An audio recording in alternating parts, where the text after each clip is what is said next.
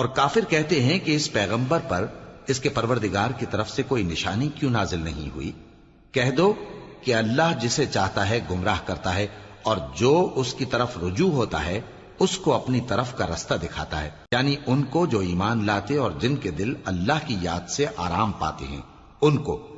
اور سن رکھو کہ اللہ کی یاد سے ہی دل آرام پاتے ہیں۔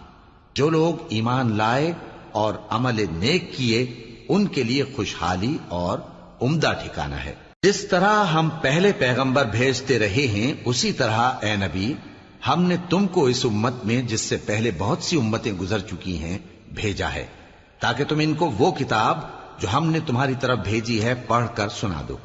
اور یہ لوگ رحمان کو نہیں مانتے۔ کہہ دو وہی تو میرا پروردگار ہے، اس کے سوا کوئی معبود نہیں، میں اسی پر بھروسہ رکھتا ہوں اور اسی کی طرف رجوع کرتا ہوں۔